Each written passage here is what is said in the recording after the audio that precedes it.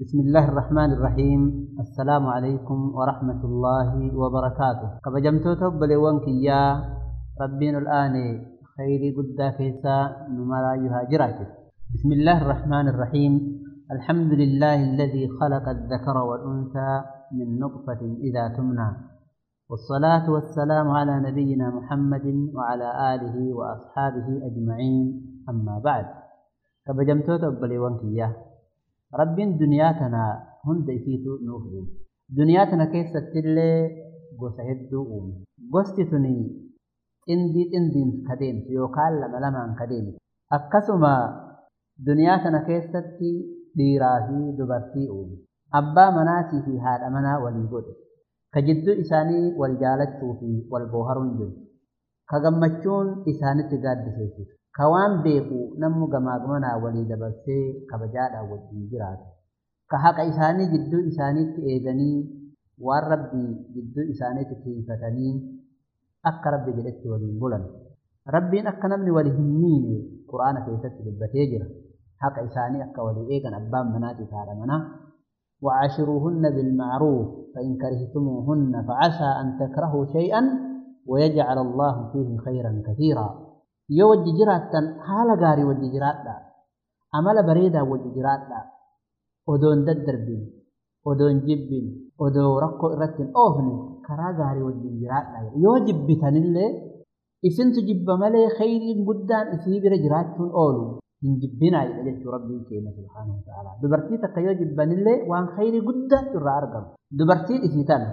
ta rabbi amaanaatitti fedhe, ta rabbi itti gaafatamummaa guyyaa qiyaamaa irraa si gaafata. haqa isii geessiteef moonimiin jedheetin hayti dubartiidha haqa baay'eedha.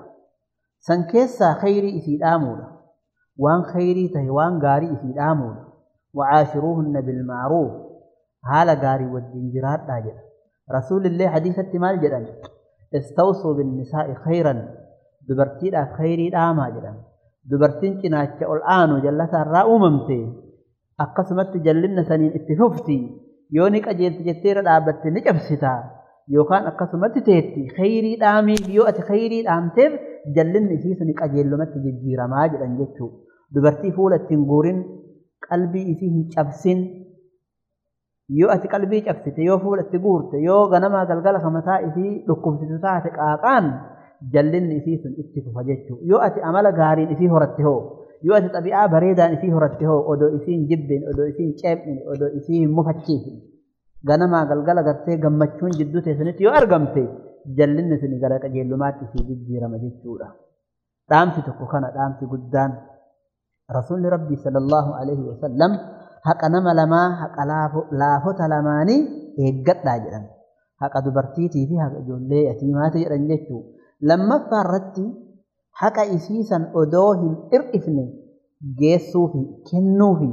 hadiisa mucaawiyaa keessatti rasuulli rabbii sallallahu alaihi wasallam waan ajaa'ibaa jedhan. mucaawiyaan kun dhufee yaa rasuulallahi jedheen,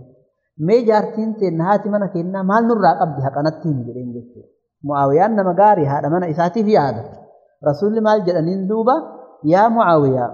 yeroo waa nyaattu isii nyaachisu, yeroo uffattu isii uffisu, fuula keessa rukutuu dhabu, fokkadhu rabbi si haa fokkisu jechuunii dhabuu,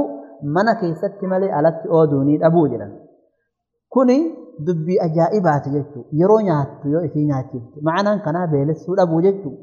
yeroo uffattu yoo isii uffifte, daara isii baasuu jechuudha. yeroo jidduu teessanitti rakkoon argamte fuula keessa yoo hin dhahin, diingata yoo wal dhabbiilleen argamte fuula keessa rukutin, fuulli isii kabajaa qaba. akkasuma rabbi si haa fokkisu hin jedhiniin, hin abaarin. dubartii abaaruun hin taatu. mana keessatti maleellee hin oodiniin jedhan jechuudha. namni gariin qalbiin isaa gartanii qalbii hurdoodha, gowwaadha jechuudha. ma'anaan kana gowwaadha. mana keessatti yoo wal lolan alatti illee akkasumas haa fuula itti bakkisa, funyaan itti bakkisa jechuudha. kunillee hin ta'u. dubartii yoo manatti illee wal lolanii lola qabaatan, wayita ala bayan nashaatu, wayita warra isii dhaqan, wayita warra ufii dhaqan, wayita ta'ee gartee teessummaa nama bira dhaqan ooduunii hin barbaachisu jechuudha. kanaaf rasuulli rabbii dubbii kana nuu dhaaman. sadaffaa irratti ilmii silaa shari'aadhaa isii barbaachisu, amrii ibaadaa waan isiin barbaaddu isii barsiisanii irratti illee isii kaasu, qur'aana mana isii keessatti qara'uu barsiisu, هاتي مؤمنتوتا عائشان ربي يسير هجالته أبا يسير أوديستي أبي بكر الرمال جتي نعم النساء نساء الأنصار دبرتين أنصارا واتلت مال الجنان لم يمنعهن الحياء أن يتفقهن في الدين سالفن إسان الأورجن الدين ربي براتني فقيهته الراجل جتو أبان عائشة أبي بكر أكنا جدي عائشة تهنا جتو عائشة أبي بكر الرابرت دبرتين رسولا نما برسيسا وللرابرة كناف وان سلا أمري دينا برباكي هذا من إساسا برسيسون إساف دنيا آخرات اللي بؤاق بجتو كناف أبان منا قارين قرآن إسي برسيسو سنة رسول ربي حديث إسي برسيسو أكا إسين برت إسي غرغارو عبادات إسي ككاسو أكا إسين صلاة تقولو كان برباكي تجتو وأمر أهلك بالصلاة واصطبر عليها ربين أكنا جدا صلاة تورك مري الرت اللي جبس اتكاسي جدا جتو رحم الله رجلا قام من الليل جدا الرسول ربي صلى الله عليه وسلم ربي رحمة إساها قولنا من هل كان الجئين أبتي فصلى وفي صلاته وأيقظ امرأته فصلت هذا من إسال كاسي صلاة هل كان ليلي يو إسين جد كأو هل كان بشان فولتنا بشان جلد انقلاسي إسي دراري إسي قرأتنا تنين فياد أبو ودون انتهين فولمت بشان ففجاسي أكا إسين كاتو كقول جدتو أكا إسين ليلي صلاة قول رب رحمة إساها قول إن رسول ربي دعائي كرتني جدتو ورحم الله امرأة قامت من الليل فصلت دبرتي هل كان كاتي أبتي صلاتي أبا من إسين لي كافتي يو اللي بدي فول إسات بشان نيتي أكا إني صلاة قوتي ربي إسي رحمتها قولوا جل أنجدتو كان برباكي كان ولدامو برباكي أفرب فاردتي حالة غاري والدين جراتو شعور إسي إيغو نفسية إسي إيغو خاطرة إسي تلچودا اتدقهم إسي أكا إسين قرتني وان دقهم نقولوا وعاشروهن بالمعروف جدتون كان ابن أباس ربي رحمة إساها قولوا ربي سرها جالته أكجد إني أحب أن أتزين للمرأة جد أن هذا منك ياتي تتلفتو جالت دا أقم إثينا تتلفتو جالت بجد مال الجنان وآشروهن بالمعروف جد على غاري والجنجرات دا جد أتغاري تا إثير لن غاري تاتي جو يو أتف قد إيسا دبو تاتي هو إثير لن غرتني تما فري حقتا أولي قد ديم تاتي كشينا كيسا جدو كناف أتلي يو حال غاري إثير والجنجرات إثير لن حال غاري إثير والجنجرات جدو كناف جدو كيسانتي وان ببدا وان غرتني فقطا أكا من أرقمني إيقو برباكي سجدو أكسما وانتي برباكي هذا مناتي في أبا منا جدوتي بوتا فقطو إيقاتو برباكي بوتا فقطو ويتجنو وان منا كيستي أبا مناتي في هاتي منا قفتي وللراقبك أبان